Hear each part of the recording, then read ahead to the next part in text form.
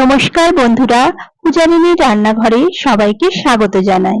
আজ আমি বানাবো বাঙালিদের জনপ্রিয় একটি রান্না, ঘুগনি। ঘুগনি আমাদের প্রায় সকলেরই পছন্দের একটি খাবার।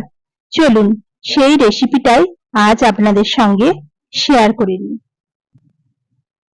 একদম দোকানের মতো চটপটা স্বাদের ঘুগনি বানানোর জন্য এখানে আমি নিয়ে নিয়েছি 250 গ্রাম মটর।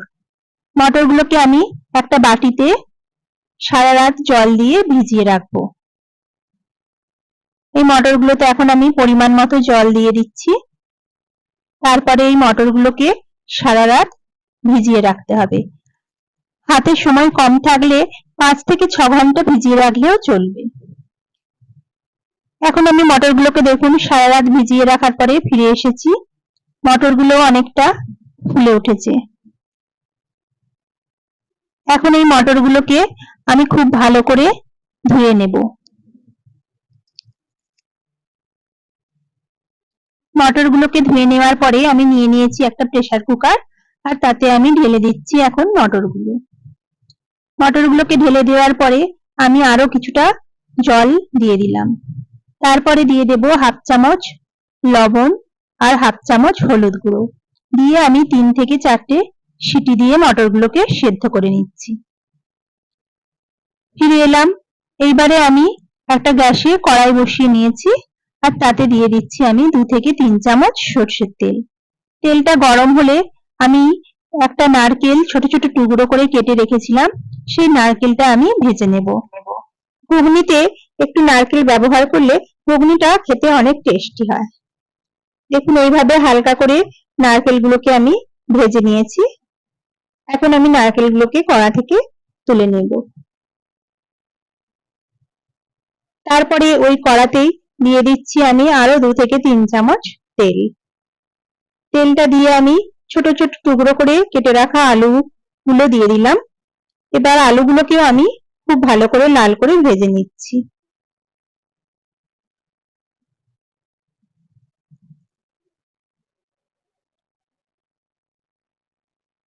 দেখুন আলুগুলো আমি লাল করে ভেজে নিয়েছি। এখন আলুগুলোকেও কড়া থেকে তুলে নেব। এখন আমাদের মটরটা সেদ্ধ হয়ে গেছে। আমি একটা মটর ভেঙে দেখিয়ে দিচ্ছি মটরটা আমার কতটা সেদ্ধ হয়েছে, কিন্তু মটরগুলো গলে যায়নি। এখন আমি কড়াতে দিয়ে দিলাম আরো 3 থেকে 4 চামচ সরষের তেল দিয়ে আমি ফোড়নের জন্য দিয়ে দিলাম গোটা জিরে, একটা তেজপাতা আর 2টো কাঁচা লঙ্কা। তারপরে ফোড়নটা একটু ভেজে নিয়ে আমি দিয়ে দিলাম 2টো পেঁয়াজ টুকরো করে কেটে রেখেছিলাম। সেই পেঁয়াজটা দিয়ে পেঁয়াজটাকেও আমি লাল লাল করে ভেজে নেব।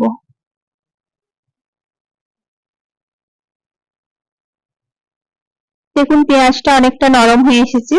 এখন আমি দিয়ে দিচ্ছি 1 চা চামচ আদা বাটা আর 1 চা চামচ রসুন বাটা দিয়ে সবকিছুকে খুব ভালো করে নাড়াচাড়া করে মিশিয়ে নেব।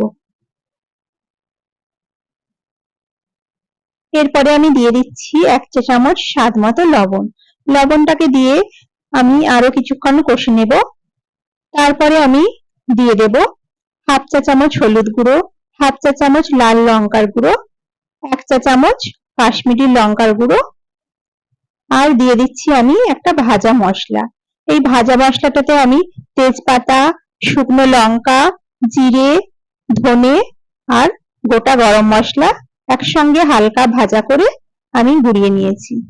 সেই মশলাটা আমি এখানে দিয়ে দিলাম 2 চামচ। দিয়ে সবকিছুকে খুব ভালো করে আমাদের কষাতে হবে।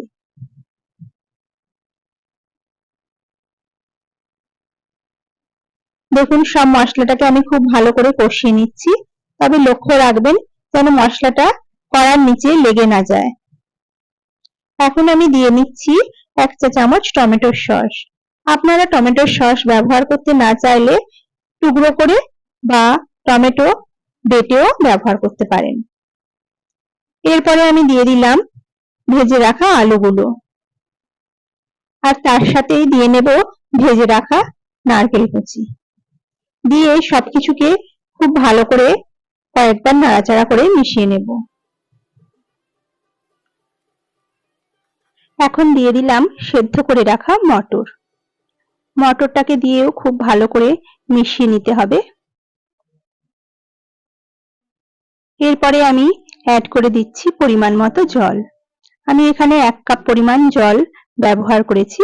আপনারা যে যেমন গ্রেভি রাখতে চান সেই মতো জল দিয়ে নেবেন।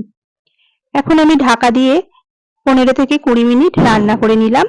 তারপরে ঢাকনাটা খুলে দেখুন আলু আর মটরটা আমাদের একদম সেদ্ধ হয়ে গেছে আর গ্রেভিটাও অনেকটা ঘন হয়ে গেছে।